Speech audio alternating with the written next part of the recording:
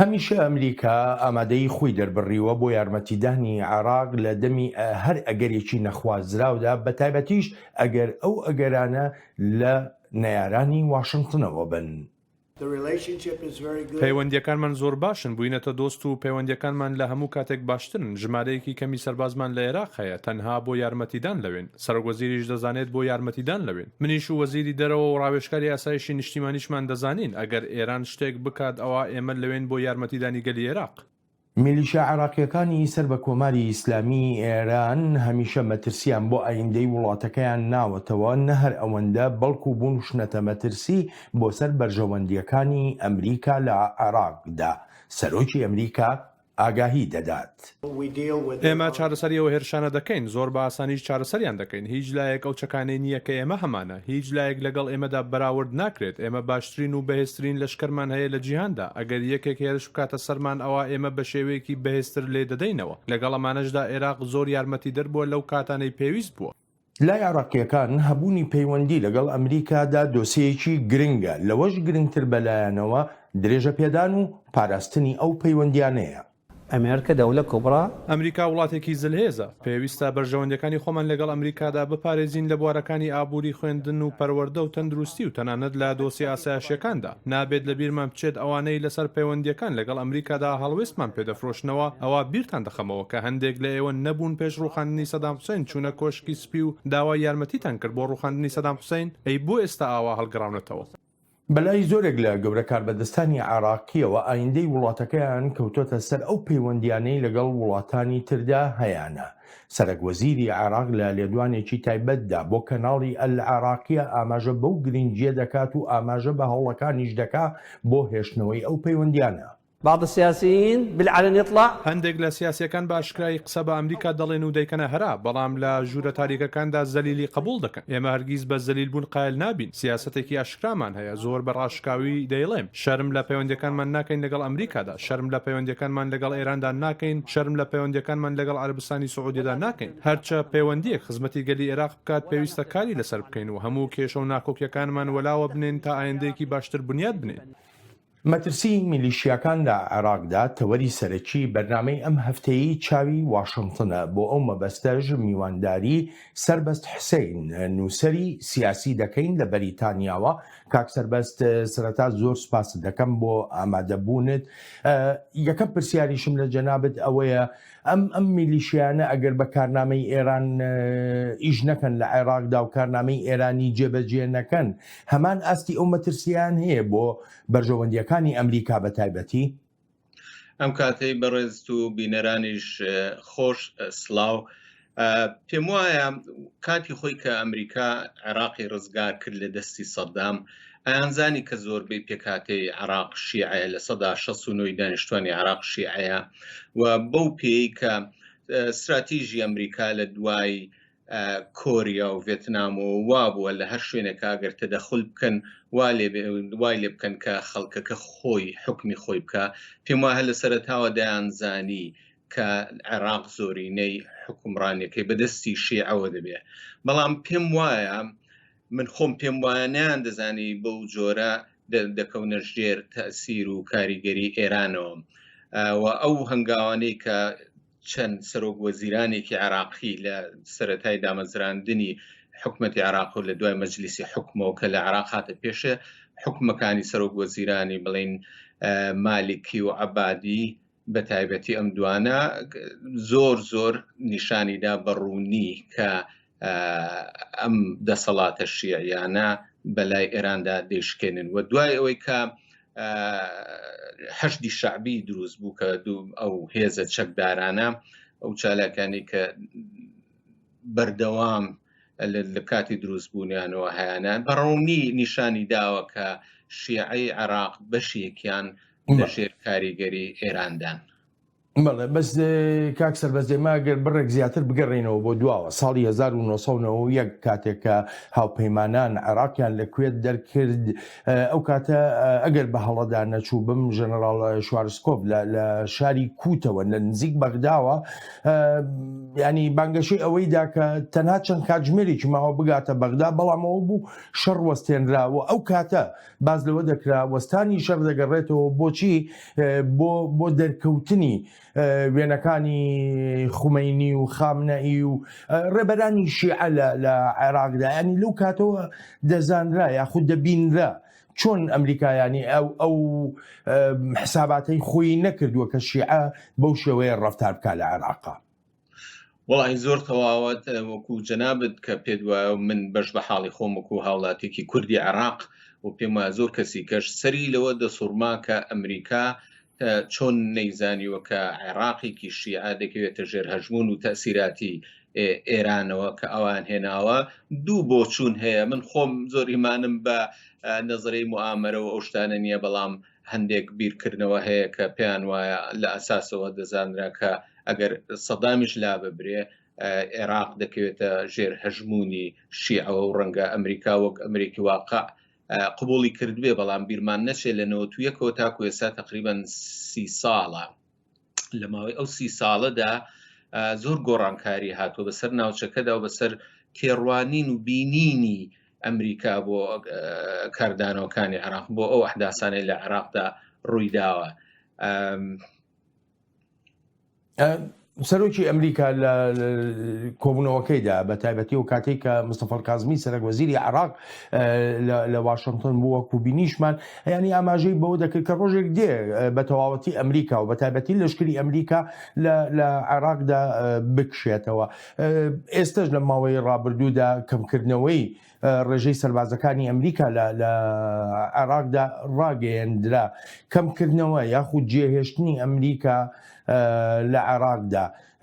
بەڕای تۆ ئەمە دەرفەتێکی زیاتر بۆ ئەو میلیشیا شیعانە دروست ناکە؟ بێگومان دەرفەتێکی زێڕین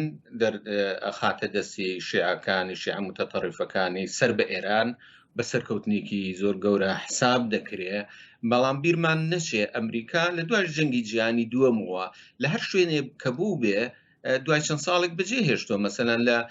دوای جەنگی جیهانی دووەم ئەمریکا یابانی داگیر کرد دوای 7 ساڵێک بەجێ هێشت ماوەیەک وسای بەسەر ئەڵمانیای دۆڕاودا کێشاو دوایی ئینسحابی کرد. لەبەرەوە ئاشکرایە کە ئەمریکا نایەوێت نەیدەویست لە عێراق بمێنێتەوە. بەڵام ئەوەی کە سەیرە و چاودێران و خەڵکێک کە پێیان سەیرە ئەمریکا بۆ ئاوا عێراق بەجێ دێڵێ بۆم حاڵە شڕەوە بۆ ئەمریکا دوای 30 ساڵ لەمانەوەی لە عێراقدا و ئەو هەموو مەسرفەی کردوێتی کە دۆناڵد ترەمپ لە زاری خۆیەوە لە 5 تریلیۆن دۆلارمان سەرف کردووە و هەزاران کوڕوکچی ئەمریکا لە دەشت و سەحرایەکانی عێراق بەکوشتن بۆ ئەوە بوو ینی بۆ ئەوە بۆ ئاوا بەجێ بێڵن. من ئەم هەڕەشەیە لازم ئەگەر حەزەکەی باسی بکەین کە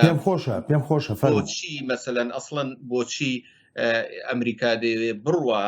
من پێم وایە هەر لە ئەساسەوە خۆ دەزانی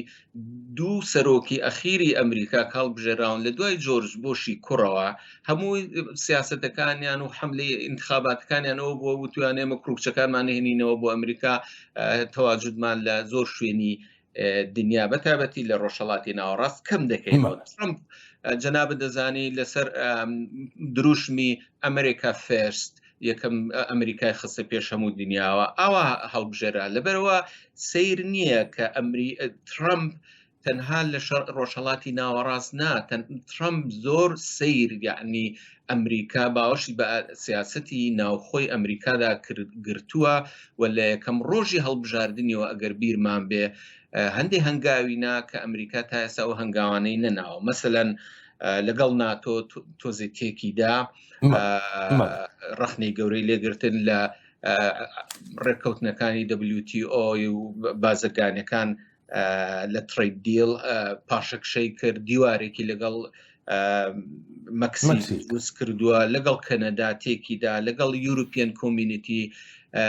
کەوتە گرژیەوە. یعنی لە هەموو دنیا لەوە دەچێت کە ترەمپ نایوە زۆر جار نەشی شاردۆتەوە جەنابەت دەزانی ترمپ قسە هەڵ ناگرێت نایشارێتەوە زۆر ناشارێتەوە ڕاستە خۆیەکە ئەڵێ ئێمە نەشورتی دنیای نە پۆلیسی نەهیچین هەندێک کێشە هەیە حەقە ئێمە خۆمانی لێ بە دوور بگرین بە تایبەتی لە ڕۆژهەڵاتی ناوەڕاست زۆر بەپە لە دێ بڕوا خود دەزانی لە ئەفغانستان تاالبان کە ئەسڵەن وەختی خۆی جۆرج بوش پەلاماری ئەفغانستانیدا بۆ تاالبان لابە تاالبانیان ئیتیهام کرد بۆی کە ئەمانە داڵدەی ئەنجامدەرەکانی تێرۆریستانەدەن بەڵام کاک سەربەزەگەر یارمەتیم بە لێرەدا ئەوەی کە جەنابەت ئاماژە پێکرد وابەستەیی با بڵین سەرۆکی ئەمریکا بۆ پەیمانانەی کە لە هەڵمەتەکانی هەڵبژاردندا دەیدەر یا وابەستەیی سەرۆکی ئەمریکایە بەو داخوازیانەی کە لە ناو گەلی ئەمریکادا هەیە ئەی وابەستەیی ئەمریکا لە چیدا دەمێنێتەوە وەکو زلهێزێکی جیهانی بۆ ئەوەی سەرپەرشتی هاوکێشە سیاسیەکان بە تایبەتی لە ڕۆژهەڵاتی ناوەڕاستدا بکە لە وڵاتێکی وەکو عێراقدا.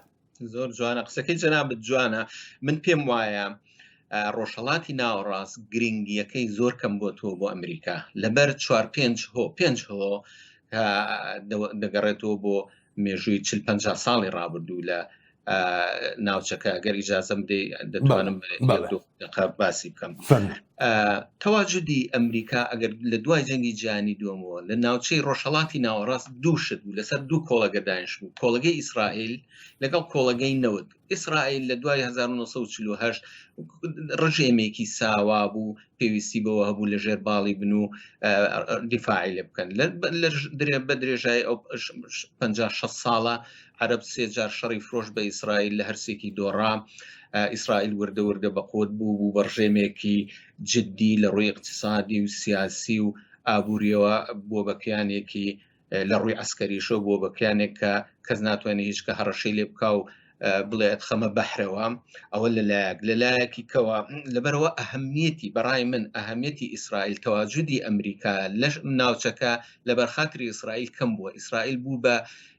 هێزێک ئێستا پێگەیوەتوانە سەر قاچی خۆی ڕابوەستێ لەبەرەوە ئەگەر ئەمریکا بەجێشی بێڵێ ترسی لێ نییە ئەوە یەک دووهەم نەوت لە شەڕی عەرەب لەگەڵ ئیسرائیل لە ئۆکتۆبەری 1973 کە وەکوڵێ ئەس قەزا لەم ڕۆژانەی یادەکەی بوو نەوت کە گران بوو عەرەب بڕیاریدا نەوت وەک چەکێک بەکاربێنێ دژیە ئیسرائیل و غەرب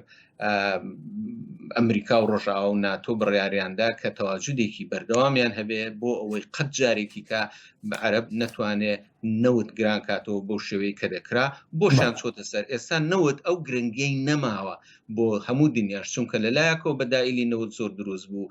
مەسەلەن فراکینگ و جۆری تری بەرهەمهێنانی نەوت ئەمریکا خۆی نەوتێکی زۆری دۆزیۆتەوە غازێکی سروشتی زۆر دۆزراوەتەوە کە ئیش وزەیە نەوت هەرزان بووە کە سەیرەکەی نەوت ئەو گرنگەی نەما ئەنجا وزەی بەدیل دروست بووە ئێستا بەواستەی باو خۆر و هایدرۆ پاوەر وزەیەکی زۆر بەرهەم دێنرێ ئەو ئەهەمیەتی نەمانەوت لەبەرەوە ئەمریکا پێویست ناکەم هەموو مەسرەفە بکە لە ڕۆژهەڵاتی ناوەڕاست ئەوە دووهەم سەبەب سێهەم سەبەب لە ناوچەکە ئێستا هەندێک سوپەرپاوەری ناوچەیی پیا بووە بەڕاستی شەڕکردنیان ئاسان نییە دوان لەمانەسیان لەو سوپەرپاوەرانە ئێرانە تورکیایە تا حدێک سعودیەشە ئەمانە بوون بە هێزی گەورەی سەربازی و ئەتماحەکانیان لە ناوچەکە نەشاردۆتەوە تورکیا دەبینی لە هەر لە لیبیا و بەناو کەوتووە دەریای سپی ناوەڕاستی هەژاندووە و لە نەگۆرنۆ-کەرەباخ ئێستا ئازەربایجانی هانداوە بۆی داوای نەگۆرنۆ-کەرەباخ بکاتەوە هاتووە ڕۆژاوای گرت یعنی لە عێراق تەدەخولەکە لەبەرەوە تورکیا بۆ بە هێزێک کە ناژیرەوەنە دوایەوە ئێران بوو بە هێزێکی جددی ئەمریکاوە 40 ساڵە نە ئێرانی پێڕووخاوە نە ئێرانی پێ زەعیف کراوە ئەم هەموو حەسار و هەڕەشە و چاوسورکردنەوەیە ئێران هەر لە جێ خۆی ماوەتەوە و لەبەرەوە من پێم وایە یعنی قەریحەی نەماوە ئەمریکا دەردی خۆی ترامپ ئەیود یەک دوو جار وتی ئەڵێ ئەم هەموو لمەمان بۆ چیە ئێمە ڕۆینەوە منتیقەی ڕۆژهەڵاتی ناوەڕاست بۆ بەجێڵین یەک خاڵی ئەخیر کاک بڵێن ئەوش کە پێم وایە لە هەمووی مهمترە بۆ ئەمریکا ڕۆژهەڵاتی ناوەڕاست بەجێ دێڵێ ئەمریکا ڕۆژهەڵاتی ناوەڕاست بەجێ دێڵێ لەبەرەوەی تووشی شەڕێکی زۆر گەورە بووە شەڕی مان و نەمانە بۆ ئەمریکا ئەوی شەڕە لەگەڵ چین وڵاتی چین کە ئەڵێم شەڕ ئێستا حالیان ئەمریکا لە شەڕایە لەگەڵ چین شەڕی سەربازی نییە شەڕی ئابووریە شەڕی حەسار و ئابڵقی ئابووریە شەڕی محکەمە و محکەمەکاریە لەسەر یاساکانی پاتێنت کە دڵنیام جەنابەت زۆر ئاگاداری لەو مەسەلەیە لەبەرەوە ئەمریکا پێویستی بەوەیە هەموو توانە سەربازی و ئابووری و دیبلۆماسیەکانی کۆکاتەوە بۆ ناوچەی بەحری خواروی ڕۆژهەڵاتی چین ئەو لەوێ من پێم وایە بۆ بە مەیدانی ئاژاوەیەکی زۆر گەورە بۆ ئەمریکا پێی خۆشە مێشکی بە هیچ شوێنی کەو مەشغوڵ نەبێ. بەڵێ کاگ سەربەست دەگەڕێمەوە بۆ لای جەنابەت ئەلبەتە لە نزیکەی دەمانگ بەر لە سەردانەکەی مستەفا کازمی سەرۆکوەزیری عێراق بۆ ئەمریکا و کۆبوونەوەی لەگەڵ سەرۆک ترامپدا میلیشیاکان زیاتر لە 32 هێرشیان کردبووە سەر بەرژەوەندیەکانی ئەمریکا لە عێراقدا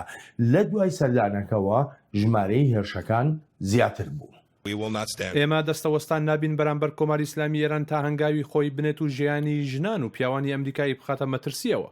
ئێمە بڕیاری زیاتری خۆمان دەدەین و هەنگاوی زیاتریش دەنێن هێندەی پێویست بکات بۆ داکۆکیکردن لە خۆمان بەرپرچی هەموو ڕەفتاری خراپی دەستە و تاقمە ملیشیاکان و ئێرانیش دەدەینەوە.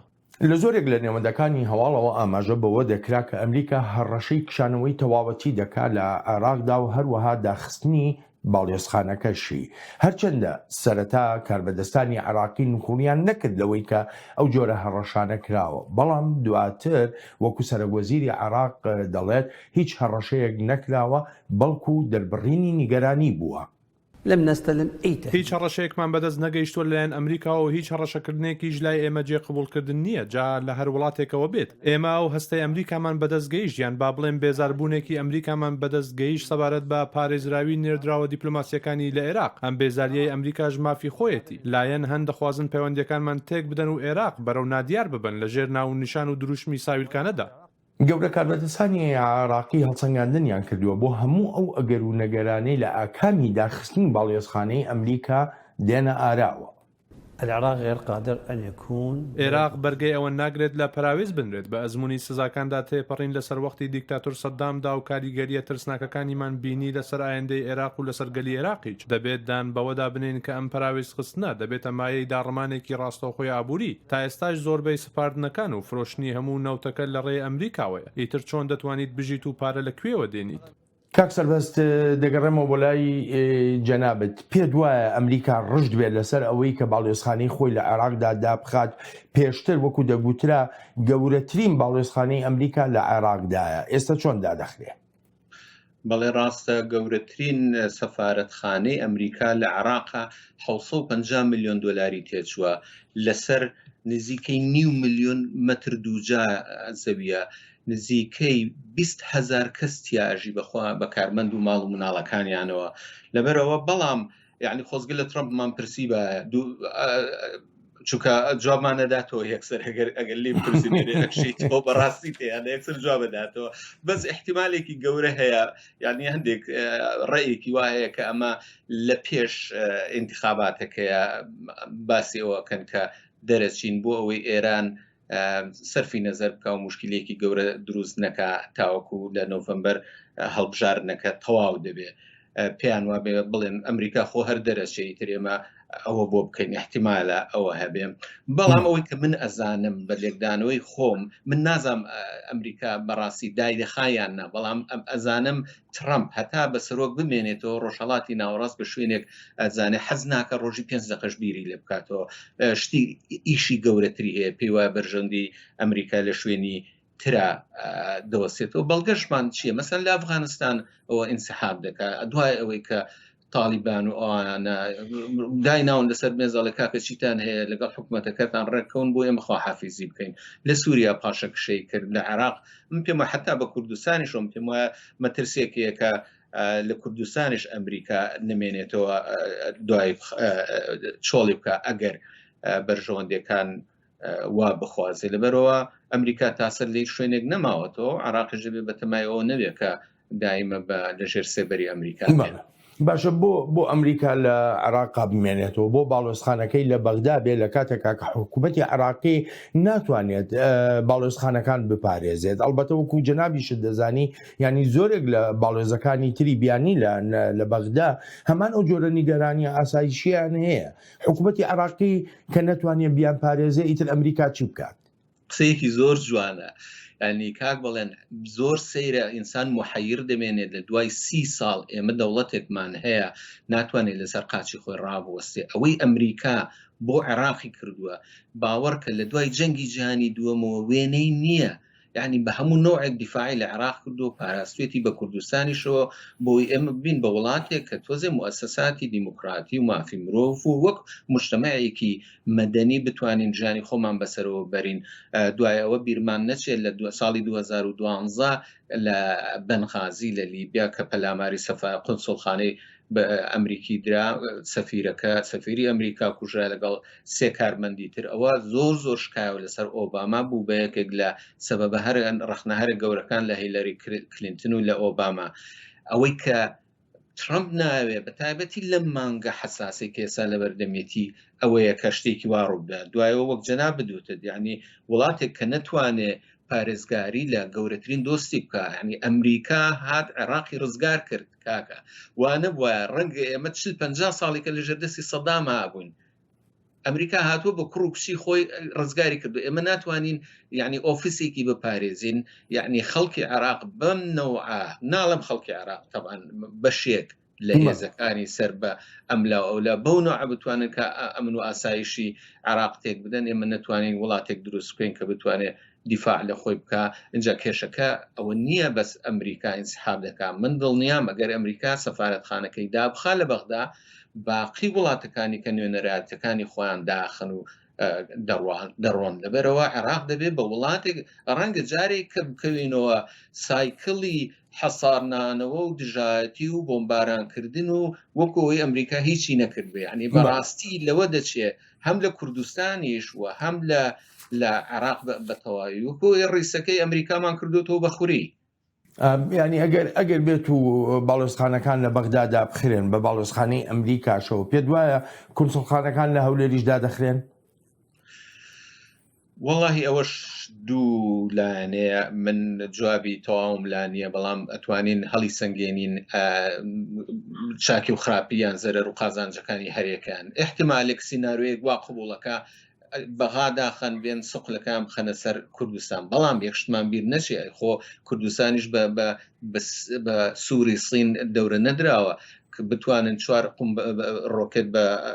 هینەوە بنێن بە بەغاوە توانن 4 ڕۆکت بە هەولێریشەوە بنێن پێشیانەوە نا ئەم هەفتەیە ڕابردوو خۆمان ئەزانین ئەوە هەر پامێک بوو بۆ ئەوە یعنی ئەمریکا ئەگەر بیر دەکەی تۆ بچی بۆ هەولێرش هەر لە ژێر مەودا قەمچی ڕۆکەتەکانی ئێمەدا لەبەرەوە پێم وایە ئەبێ بەکارێکی زەحمەت ئەوە بۆ ئەمریکا و بۆ هەموو بەڵام احتیمالیشە ئەگەر بەرژەوەندەکانی ناتۆ و ئەمریکا وا بخوازێم پێم وایە عنادی دەکەن و دەمێنەوە کوردستان لە ڕووی پاراستنی ئاسمان و زەمینەوە کارێکی وا دەکەن کە زەفەری پێ نەبن و کوردستان بکەن بە بنکەیەکی وا بەڵام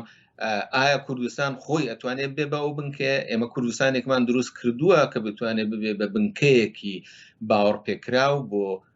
بۆ غەرب بەگشتی و بۆ ناتۆ بە تایبەتی کە بتوانن پشتی پێ بەسە من بەش بە حاڵی خۆم پێم وایە کوردستانمان گەیاندەوە بە حاڵێکی وا هی ئەوە نییە خەڵک بدای بنێ بە بنکەیەکی جێگیر کە خەڵک بتوانێت لێوە مەساڵ بەرژەوەندەکانی خۆی بپارێزێ بەڵێ کاک سەربەز ئەگەر هاتوو شتەکان بۆ ئاڕاستەیە ڕۆشتن وەکو جەناب داماژۆ پێکردن باڵۆزخانەکان سنگی خۆیان لە هەولێردا بنێن مانەوەی باڵۆزخانەکان و کونسڵخانەکان لە هەولێردا چەندێک کاریگەری دەبێ بەسەر ڕەوشی کورد لە سووریاوە ئەو وەختە دۆسێت سەرەوەی ئایا ئەمریکا و ناتۆ پێیان وایە مەسەلەی کوردەوە تیۆریا مەسەلە تیۆرەکەی کۆنی پێشمەرگایەتی و سیاسەتمەدارانی کوردە یەک مەسەلەیە یان چەند مەسەلەیەکە ئایا کورد وەک یەک قەوارە حسابەکە ئەکرێ ئەگەر بڕیاریان وابێ کورد وەک یەک قەوارە لە ڕووی جیۆپۆلیتیک و بەرژەوەندیە ئابوووریەکانەوە بە تایبەتی ئەو یەک دوو پرۆژەی هێڵی غازی سروشتی کە هەیە لە کوردستانی عێراقەوە بە کوردستانی ڕۆژاوادا بڕوا بۆ سەر بەحرم پێم وایە ئێکەن بە یەک مەسەلە و بە یەک استراتیژی و یەک بۆچوونی بۆ دەبێت تەسیرێکی زۆر دەخاتە سەر کوردستانی ڕۆژئاواش. بەگشتی ئەوەی کە جەنابیشت ئاماژەی پێدەکەیەوە پێم وایە زۆرێکیش لە چاودێر کۆکردنە سەری ئەوەیە کە ئەو ڕەوشە ناجێگیرە ئاسایشەی ناو عێراق وای کردووە میلیشیاکانی کە کارنامەی ئێرانیان هەیە لە عێراقدا بتوانن بە ئازادانە هەموو جموجۆڵێکی خۆیان بکەن بەبێ هیچ لێپرسینەوە و لێپێچینەوەیەکیش. بەڵام پرسیارەکەی من ئەوەیە بەڕاستی غیابی وڵاتانی عەرەبی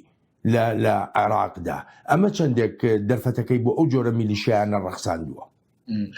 جارێتیت بۆ قسەکەی جەنابەت فعلەن ئەو زەختەی ئێران زەختێکی کەم نییە لە 2010ەوە ئەمریکا کۆنسوڵێتەکەی لە بەسڕە داخستووە. چەند مانگێکە ئەمریکا ستافەکەی لە سەفارەتی ئەمریکی کەم کردوەوە، ینی هەمووی کردبووی بە چەندانەیەک وێستا یعنی بەڕاستی ئەمە من بە سەراحەت وا دەبینرێت لە هەموو دنیادا ئەمە تێشکانی ئەمریکا دەبێت لە ژێر زەخت و فشارەکانی ئێراندا. عەرەب بۆ بەهانایەوە نایە دووسێ سەبەب هەیە کاک بەڵێن بەڕای من ئەوەڵەن لە عێراقا شیعە زاڵە عەرەبیش خۆ دەزانین بەتابەتی عەرەبی خلیج و باقی عەرەب تۆزێکی سووریای لێ دەچێت هەموو سونەن لەبەرەوە زۆر پەرۆشی ڕژێمی عێراقیان نییە بۆ دەرەجەیەک بەتابەتی کە نفوزی ئێرانی لەسرە. دووهەم عەرەب خۆی ئێستا میلەتێکی لە تووپەتە، قەت عەرەبیش ئاوا لە تووپەت و بێنمایندەی و بێ یەک پەیام نەبووە، تووشی کێشەی زۆر گەورە بووە. خۆ دەزانی لە شمالی بڵێم باکووری ئەفریقاوە لیبیا ئاگری گرتووە، مەسر ڕژێمەکەی تازێ و ئەسکەرتاریە، تونس هەر ڕۆژەی حکومەتێک دێتە سەر حکوم، لە خلیج ئەوە دوانسانێکیان ڕێککەوتون لەگەڵ ئیسرائیل تازەوە سعودی و یەکدوانەی کەش مڕەشەحن. لەبەرەوە وڵاتی عەرەبی بەڕای من بۆ ماوەیەکی زۆری دادێ ئەو جیهانە عەرەبیە نەما کە قاعدە قەومیە خۆ بە گەورەزانەکانی وەک جەمال عەبدولناسر و سەدام حوسێن و حافظ ئەسەد پێیان وابوو ئەومەی عەرەبی ئەکەن و بە یەک و یەک پەیامیان دەبێت. من پێم وایە ئەوە بەسەر چوو. ئەوە بەسەر چوو. لە ئێستادا عێراق خۆی دەتوانێت چی بکە؟ ئەمریکا دەتوانێت چ جۆرە یارمەتیەک بە عێراقیەکان بدا بۆ ئەوەی هەر هیچ نەبێ کەمێک ڕەوشی ئاسایشی لە گرینزۆن یا لە بەغدای پایتەختدا جێگیر بێ؟ وڵای کاک بڵێن ئیشێکی زۆر زەحمەتە. کەس بە دەردی ئەمریکا نەڕوا کورد گوتنی لە وەزێکی زۆر خراپدا بەنسبەت عێراقەوە، چکە خۆی عێراق وڵاتێکە لە وڵاتە فاشیلانەی کە بەڕێوەبردننی زۆر زەحمەتە. پسپۆڕەکان پێیان وایە تەنها دکتاتۆرێکی وەک سەدام ئەتوانێت وڵاتێکی وەک عێراق بەڕێوەبەرێ. بۆ چونکە وڵاتێکە مێژووی نییە، وڵاتێکی دروستکراوە لەلایەنی ئیستیعمارەوە. مەسەلەن سەیری بەهاری عەرەبی بکە. بەهاری عەرەبی لە تونس ڕوویدا بە چەند هەفتەیەک سەرۆکەکە لاچوو سیستەم هەبوو، سەرۆکێکیکان هەڵبژار و انتخاباتێکیان کە تا ئێستا دووسێ ڕژێمیان گۆڕیەوە، بەڵام هەر وڵاتە هەر سیستەمە. مەسر لەبەرەوەی مێژوویەکی کۆنی وڵاتی هەیە و هەزاران ساڵە کیانێکی سیاسی مستەقر بۆ کەلتورێکی حکومڕانی هەیە، ڕژێم لاچوو ڕژێمیەت و بەڵام موسەساتەکانی وەکو خۆیەتی. عێراق وڵاتێکی دەستکراوە، دروستکراوە. من پێم وایە ئەمریکا بە هیچ جۆرێک ناتوانێت عێراق بکا بە وڵاتێک کە لەسەر پێی خۆی ڕابوەستێ، چونکە لە سێ پێکاتە دروست بووە، شیعە و سوننە و کورد، هەر یەکەی لە ئاوازێک دەخوێنێ، هەر یەکەی هیوا و ئامانجێکی هەیە، هەر یەکەی بۆچوونێکی هەیە، هەر یەکەی ئازادی لە شتێکە ئابینێ. شیعە ئازادی لەوەدا دەبینێ لە سنگی خۆی بدا، سوننە ئازادی لەوەدا دەبینێ کە بە دوای شافعی و حەنەفی بکەوێت، کورد ئازادی لەوەدا دەبینێ ئاڵایەکی هەبێ و سربەخۆیی هەبێ. ئەم بۆچوونە جیاوازانە زۆر زۆر زەحمەتە لە یەک وڵاتدا کۆیکەیتەوە. من پێم وایە ئەمریکا ئاسنی سارد دەکوتێ، ئەمریکا ئاسنی سارد دەکوتێ لە عێراق. عێراق قەت نابێ بە وڵاتێک لەسەر پێی خۆی ڕاوەستێ. دیموکراتیت بۆ عێراق شتێکی زۆر زۆر خراپە، چونکە تەنها ئەبێ بە مای ئاژاوە. مەسەلەن خۆمە زۆر من دڵنیام دەسەڵاتی کوردی بۆ حکومەتی عراقیان ڕوون کردوێتەوە. عراق زۆربەی شیعەیە باش شیعە بۆچوون و حەز و ئاواتی خۆی هەیە و گلەیشان لێ ناکرێت ئەم پێکاتەیە حەزی لەم بۆچوونەیە لە ژیاندا باشە کە هەتا ئەوان زۆری نەبن و حکم بەدەست ئەوانەوە بێ نەسون نە ئیسراحەتەکە نە کوردی ئیسراحەتەکە باشە بەڵام چارەسەر چییە چۆن نەتوانرێ عێراق لەسەر پێی خۆی ڕابۆستێنرێتەوە بە تایبەتی لە کاتێکە کە هەموو وڵاتانی دنیا دژی پارچە پارچەبوونی عێراقە زۆر بە کورتیت من پێم وایە کاک بەڵێن پێم وایە ئەوە بۆ چوونێکی نەزانانەی سەدحەیە هەموو دنیا دژی لەدبوونی عێراقا عێراق حەقی لەدبوونی هەیە وەختی لەدبوونی هاتووە کامەڵ بووە بۆ ئەوەی لەدبێ ئەم بەیەکۆ نووساندنە تەنها بوو بە مای ئاشوب و ئاژا و مەئەسات و چەرمەسەری بۆ دانیشتوانەکەی من پێم وایە لە مەسلحەتی شیعەشە و سوننەی عەرەبیشە و کوردیشە ئەم وڵاتە کە بە وەختی خۆی لەلایەن خەڵکی نەشارەزاوە دروستکرا بەڕاستی سایکس پیکۆ هەم سایکس هەم پیکۆ کە وەزیری خارجی فەڕەنسا بوو ئەویشیان نوێنەرەکەی بەریتانیا بوو هەردووکیان دوو کەسی ئەکادیمی زۆر ناشارەزا بوون هەردووکیان دانیشتن ملاین کەسیان بە قەڵەمێک خستە جوغزێکی جوغرافیەوە کە بوو بە مای سەدان هەزار بەڵام کاک سەربەزەگەری یارمەتیم بێ خۆ ئەوان بەرپرسیار نین لە دروستبوونی ئەم هێزە میلیشیایانە ئەوانە بەرپرسیار نین لەوەی کە ئەمڕۆ زۆرێک لە ڕێبەرانی عێراق بەلای وڵاتێکی وەکو کۆماری ئیسلامی ئێرانە داعشکێنێ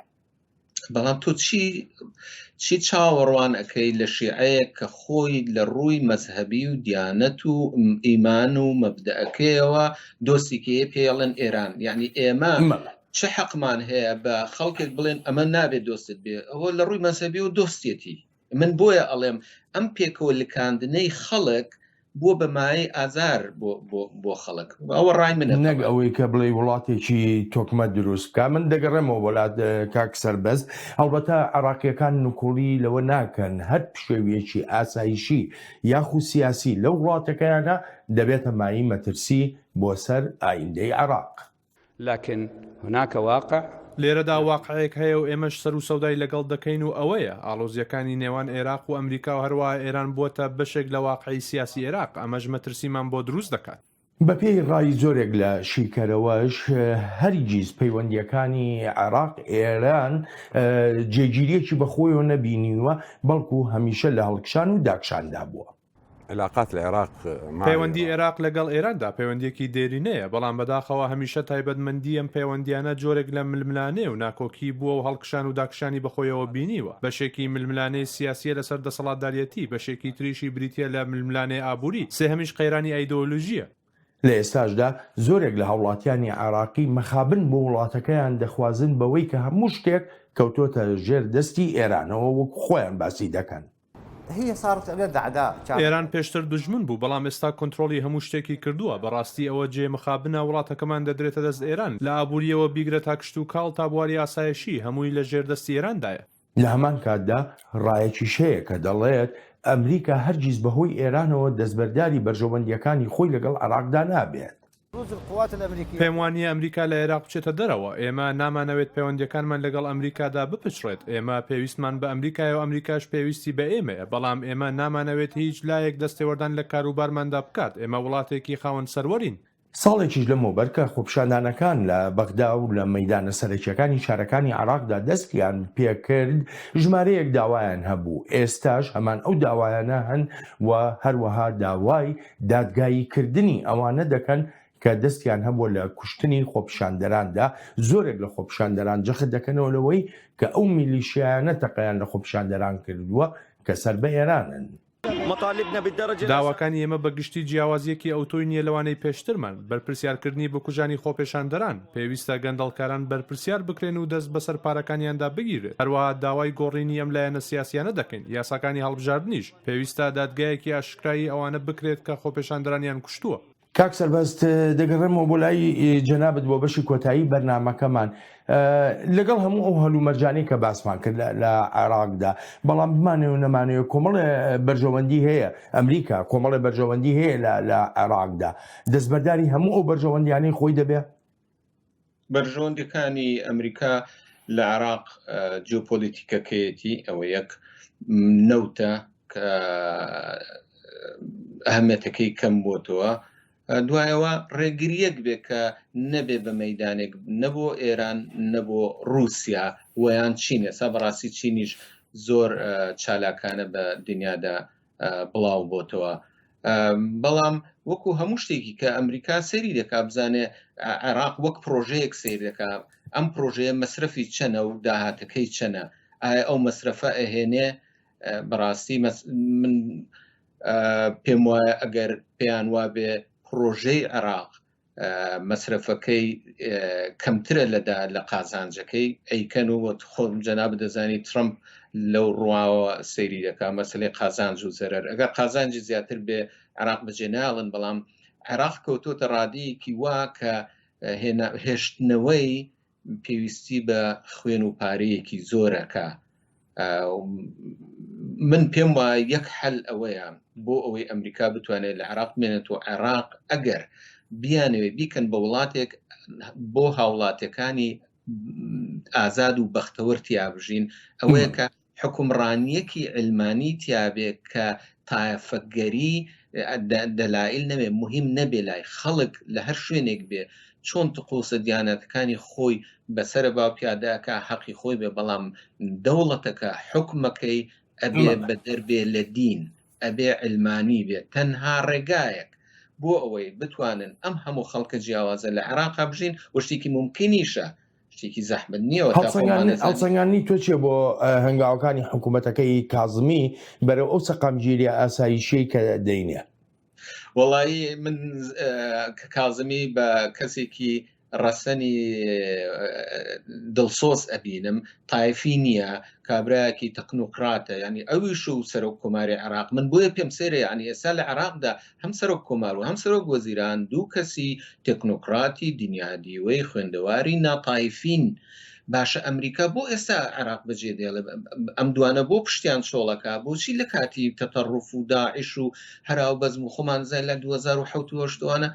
قەتڵ و عام بوو لە عێراق ئەوەختە بۆ عێراقی هەڕەشەی نەدەکرد عێراق بەجێڵێ بۆ ئێستا پشتی ئەمانە چۆڵەکە من بەڕاستی بۆ خۆم محەیر ماوم من پێم وایە کازمی کەسێکی نیشتیمان پەروەرە و چالاکە و شتی پێدەکرێت ئەگەر ئەمریکا لە جیاتیەوەی هەڕەشە بکە پشتی بەرەڵاکە پشتی بگرێ و نیو ئەوەندەی ئەوەکانی کە تەواجودی خۆی بێڵێتەوە لە عێراقدا من پێم وایە کازمی دەتوانێت ئیش بکەوە بەڵام هەموو خەڵکش لە مەیدانی کارە زیاتر دەبینرێت ئەی لە بەرامبەر سنووردارکردنی جموجۆڵی میلیشیا عێراقیەکاندا کازمی چەند دەتوانێت سەرکەوتوو بێ بە تایبەتی فشارەکان هەرەوە نییە لە وڵاتانی دەرەوە لە ناوخۆی وڵاتەکەشدا ینی وەکو بینیمان خۆپیشاندەران داوای ئەوە دەکەن کە ئەوانەی تەقەیان لە خۆپیشاندەران کردووە بە ئاشکرایی دادگایی بکرێن کازمی دەتوانێت ئەوە بکە وەڵاهی پشتیوانێکی گەورەی ئەمریکا و ناتۆی دەوێت ئەگەر بێوێ دەست بە پرۆسەیەکی ئاوا بکە بیرمان نەچێ حەشدی شعبی وەختی خۆی ئەمریکا دروستی کرد و سەحوە ئەگەر بیرمان بێ سەحوە ئەمریکا نازانم من ناتوانم بڵێم ئەمریکا دروستی کرد حەشدی شعبی چووکە زیاتر لەسەر فتوای ئایەتوڵڵا عەلی سیستانی دروست بوو بۆ بەرەنگاربوونەوەی داعش بەڵێ مەقسەدم چیە یعنی لە ژێر چاودێری ئەمریکا بوو بپرسە یان هەرچۆ بێ یعنی لە ژێر چاودێری ئەمریکا دروست بووە مەقسەدم چییە ڕێگا پێدرا بوو ڕۆژێک ئەمریکا نەیوت ئەمانە تایفین و ئەبێ نەمێنن ڕۆژێ ئەمریکا بەیاننامەیەکی دەرنەکرد بڵێ حکومەتی عێراق تۆ چییە کە ئەمانە بۆ دێنی بۆ شەڕی داعش جێیشەکەت بەکاربێنە بەڵام ئێستاش ئەمریکا ینی گرفتی لەگەڵ هەموو هێزەکانی حەشدی شعبیدا نییە گرفتی ئەمریکا لەگەڵ ئەو هێزە میلیشیانەیە کە لەلایەن ئێرانەوە بڕیاریان بۆ دەدرێت ئەگەر ئەمریکا لە جیاتیەوەی هەڕەشەی کشانەوە بکە ئەمریکا دڵنیایی بدا بە کازمی و بە سوپای عێراق بە قووەتی بکە لە ڕووی مەشق پێکردن و بودجە و چەکدارکردنیانەوەم پێم وایە کارێکی وا دەکەن کە وردەوردەوانە تەحجیم بکرێن بەڵام پێم وایە زۆر بە ئاسانی دەتوانرێ ئەو ئیشە بکرێ بەڵام ئایا ئەمریکا ئەوە دەکا یان نایمە باسی شتێک دەکەین کە ئەوە زیاتر وەکو بڵێ ئینگلیزەڵێ کۆمیتمنت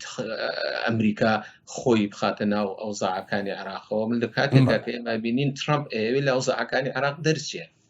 بەڵێ کاک سەربەست زۆر سپاس دەکەم بۆ بەشداریت لە بەرنامەی ئەم هەفتەیەی چاوی واشنگتن سپاس و پێزانینم سەرچاو کاک بڵێن جازیزانم ئەلبەتە سوپاسی بێپایانم بۆ ئێوەی خۆشەویستە کە تا ئێستا لەگەڵماندا ماونەتەوە تا بەرنامەی نوێی چاوی واشنگتن. ڕێز و خۆشەویستی ستافی بەرنامە وەهی خۆشم بەڵێن ساڵح بەسەر بفەرمونون هەر لە خۆشیە جێتان بێڵ.